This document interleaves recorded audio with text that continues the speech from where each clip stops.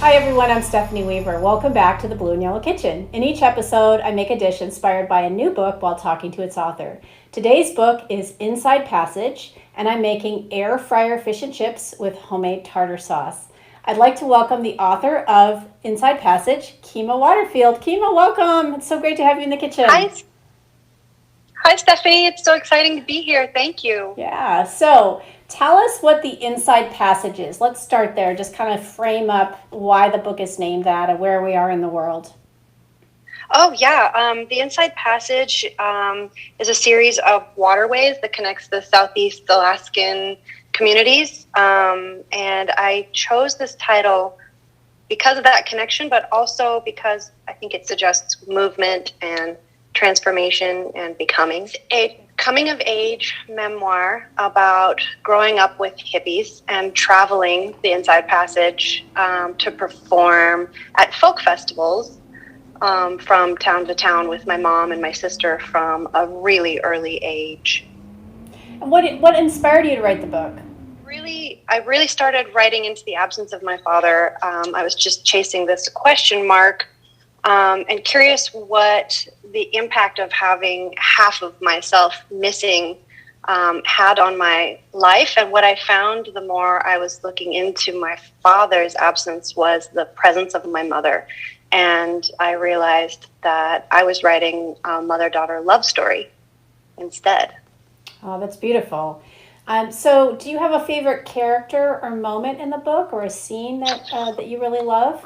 I think my favorite chapter is The Sound of Things, which is probably the shortest chapter in the book. It throws me back, I think, to my childhood and to a sense of home in a way that almost is like unraveled for me in the book.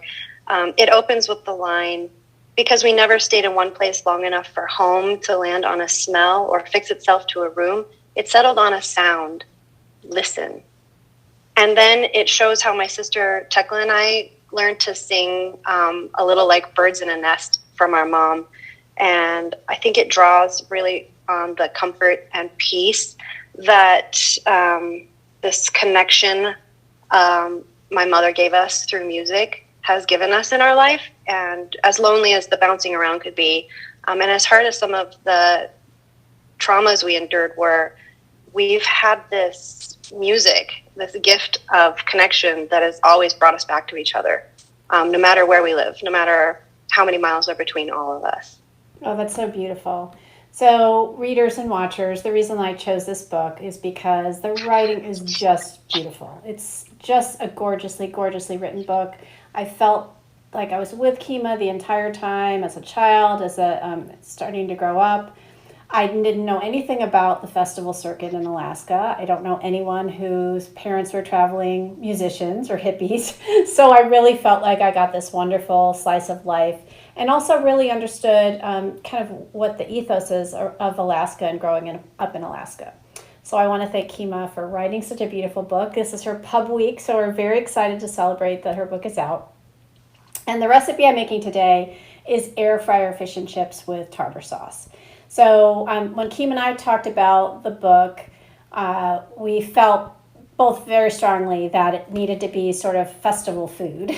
And I do have this air fryer that I just got at Christmas time, the lid for the Instant Pot. So I thought it would be a fun challenge to figure out if I could make a reasonable facsimile of fish and chips for this show.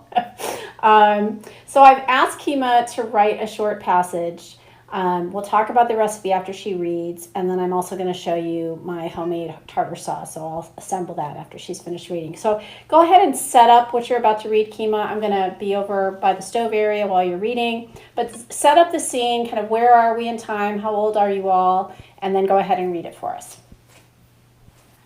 Okay, this scene is really kind of written as an in-between, could be any time moment from our childhood. I think it really describes 1,000 mornings with my mom and my sister and my brother at a festival. So it's a little timeless, but it's around the age of 9 or 10. And we're at a festival, waking up in the morning. Krukuk, the raven outside our tent said. I sighed, blinking up at the fog of my family's breath beating on the tent wall. I snuggled deeper into the nest of sweaters and blankets we shared, but I knew I would not sleep again. That bag of feathers had been cawing for an hour already, tempting me with his curious throaty call, a high-pitched birdish purr followed by a guttural stop, like a pebble dropped into still water. Krukuk! I don't speak Raven, of course, but my throat still tightened in response. I like to imagine I knew that bird from last year, but Southeast Alaska has more ravens than cars. I doubted our history. I pounded the wool sweater I'd been using as a pillow and stuffed it back under my neck, fighting off restlessness. I wished I could lie there comfortably all day like Tekla. We alternated between calling her Princess Dynamite for her explosive temper and Sleeping Beauty for her day-long sleeping jags. Camden rarely slept past 6 at home, but something about the lazy summer sun filtering through the green nylon of our tent paralyzed him. He could sleep as late as 8 or 9 when we camped. Mom slept on her back alongside the wall opposite me, one arm thrown up so that her wrist lay across her forehead like a portrait of Victorian frailty. I watched the muscles in her neck move in anticipation of wakefulness and the small throat-clearing cough she does. I imagined climbing over Camden and Tekla to nestle my head in the crook of my mother's arm like a 5-year-old. I wanted to press my face to her sandalwood-scented hair, kiss her awake, tell her I loved her. But I let her sleep, because at 10 I was well versed in the landscape of her night, boozy laughter rising from the flames of one campfire after another, the high whine of fiddle and the low thump of cello overlaid by guitars and mandolins and spontaneous harmonies, clouds of pot smoke drifting toward an invisible moon in the perpetual twilight of an Alaskan summer, the low zerbert of the rainfly zipper and her silhouette against the bug net when she woke me to turn off the flashlights we'd read ourselves to sleep by. Through the night, my siblings had pushed, pulled, and generally spread out, leaving me with only the tattered edges of our community quilt. My spine pressed so deep into the tent wall that it bulged around me. Cool grasses tickled my backside through the tent wall where my t-shirt had wandered north of my hip bone. I could as easily call this tent home as anywhere else and be happier about it, except maybe during the cold months. I tucked night-chilled ears under the blanket and listened to my brother's boy snores, the wind in the trees, a faraway cough in another tent. I tried to guess how many times I'd woken at the edge of a festival in this family tent. 50? 100? But memory is slippery for a festival rat like me. I'd been spinning the fixed wheel of my mother's musical adventures my entire life. The backdrop changed often, but the tempo, the songs, and sometimes even the people were nearly always the same everywhere we went. It left me with a loose grip on time and made year markers unreliable. Home might be Juneau, Ketchikan, Sitka, Petersburg, or Fairbanks during the school year. Summers could be any combination thereof, depending which festivals or family members have the greatest pull. Thank you, Keema. That was so beautiful. I'm going to pull the fish and chips out of the air fryer. We had a little bit of a challenge with the air fryer shelf while they were cooking, but, you know, we may do. That's okay. Well, they're still going to be tasty. All right, so we're going to show those off to our camera. And then I'm going to show them to Keema so she can see. Yum. So at least I'll see all the steam for sure. And then I'm just going to make up. So the tartar sauce, the homemade tartar sauce is and the recipe's on my website, migrainereliefrecipes.com. So it's about a quarter cup of mayo. And then a zest from one lemon. So we have a lemon tree in our yard. So this is actually from our yard, which is nice. About a tablespoon of pickle relish. And about a tablespoon of fresh dill.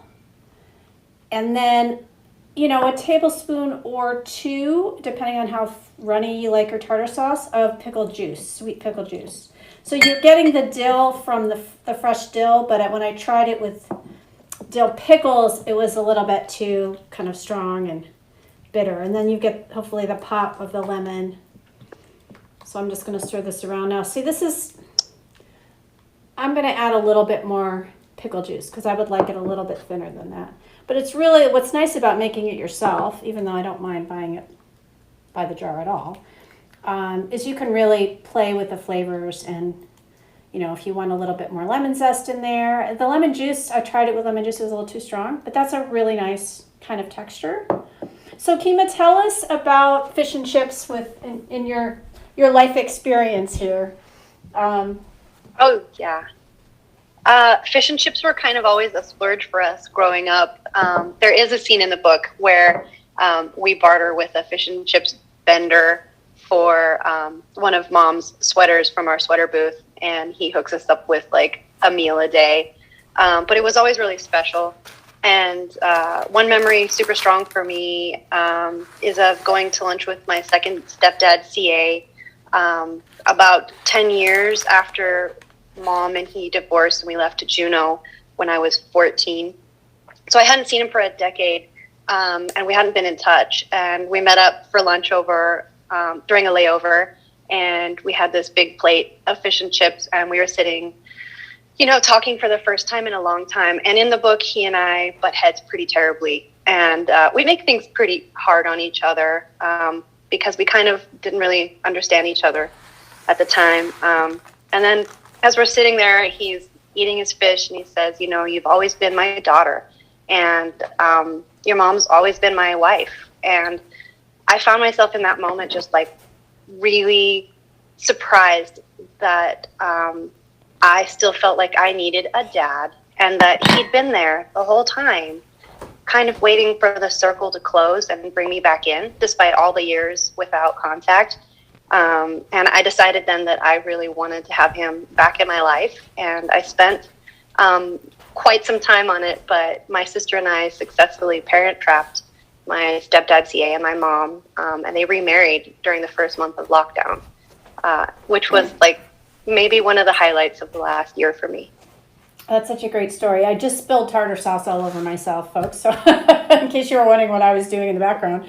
But I had a little taste, so that's a beautiful story. And you had a New York Times piece about that, parent trapping, right, recently? Yeah. So people can search sure New York Times, Keema Waterfield, and read the story of getting your stepdad and your mom back together, which is a beautiful story. So I did have a taste of the fish. So the fish is very delicate. There's a little bit of crispiness on the edge of the fish, but it's very delicate. Alaskan cod. You're getting, from the tartar sauce, you're getting a really nice pop of the lemon and the dill, and it's super creamy. And then the chips are, like I said, they're not quite as crispy. I would probably leave them a couple more minutes, honestly. But I'm always happy to eat potatoes of any kind, any style. So, and I did want to show you, I did cut these with what's called a mandolin, which is a kitchen tool that has different blades, and it'll cut essentially shoestring potatoes. So if you want the fish and the potatoes to be done at the same time in the air fryer, so it's a 2-level situation, you have to cut the potatoes super, super thin like this and skinny like this, or they're just not finished in time. Or you can start them 5 minutes early and then add the fish onto the top layer. It's just a little tricky because it does get pretty hot. But yeah, so that's kind of the story. The recipe will be on my website, mygreenreliefrecipes.com, or if you're watching this on Instagram, you just click to my bio and click the button that says 400 tasty recipes, and you'll see it there.